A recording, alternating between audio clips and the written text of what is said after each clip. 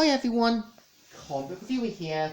This time we're reviewing on Saving Bikini Bottom The Sandy Cheeks movie.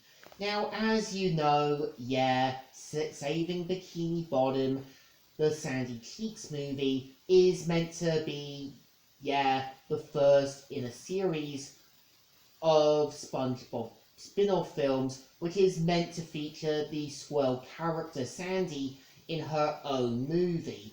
And after seeing Steve's reviews on the film and seeing other YouTubers' film reviews, I decided to give the film a go.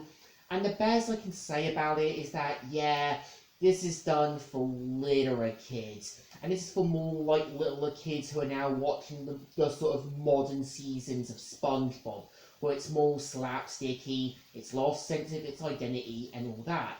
So the premise of the film is meant to follow how, after Bikini Bottom and its residents is scooped out of the ocean by Boots, which is basically a laboratory science lab, which is now owned by Tsunami, who plans to kind of turn the sea creatures into a product, as well as using her water park as a way to kind of bring in kids for test subjects for their sort of products.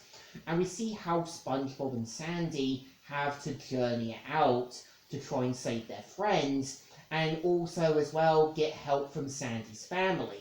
I think what this film does well at is showing how Sandy reconnects with her family, and we do get glimpses of what Sandy's life once was. And you do see how, Sandy's family are supportive. You do see Sandy having hints that she does miss her old life.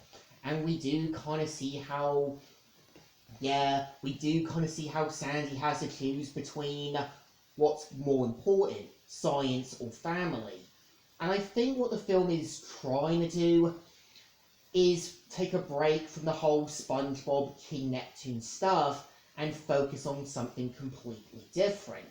I think what the film was trying to do with Wanda Sykes as Tsunami is meant to be a message how, there are certain people who want exotic pets but don't realise the consequences of it. And when they kind of get their money or their large fortune, they will do questionable things to put themselves in danger.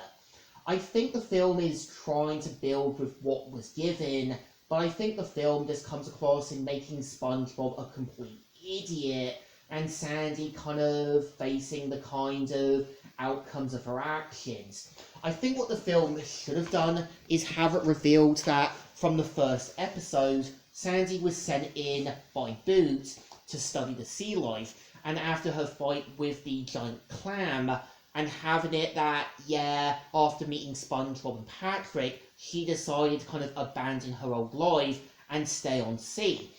I mean, you could have even have it with when Sandy reveals the truth to SpongeBob saying, "Is this all true?" As in, being surprised and shocked, asking if their friendship was real. This would pretty much put SpongeBob and Sandy at odds with each other, and Sandy having to come to terms with everything that she's done. And I think it could also work if they had it that Tsunami was the owner of Boots, and have it revealed that she wants to study the sea life so she can create her own reality show. It could work a lot more, and having it that she plans to make it like this big franchise for her own TV show idea. This would be a brilliant idea. But I think what the film is trying to do is rely more on slapstick, it's more relying on random humour, and I think it makes it clear that at this point, the film has to adapt and change to a modern audience, and it knows that.